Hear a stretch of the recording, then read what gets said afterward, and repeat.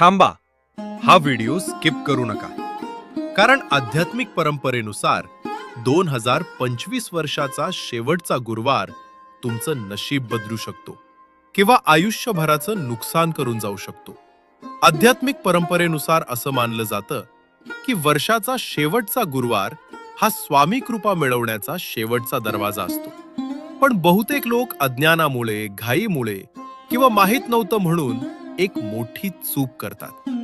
या दिवशी कधीही कोणाचा अपमान करू नका.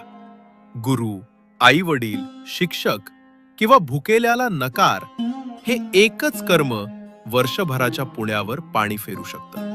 अशाच साध्या पण प्रभावी आध्यात्मिक गोष्टी तुम्ही गुरुबोध चॅनलवर रोज पाहू शकता, जे आयुष्यात शांती आणि सकारात्मक ऊर्जा आणतात. पण जो व्यक्ती या दिवशी फक्त एक साधा उपाय करतो ना, त्याच्या अडचणी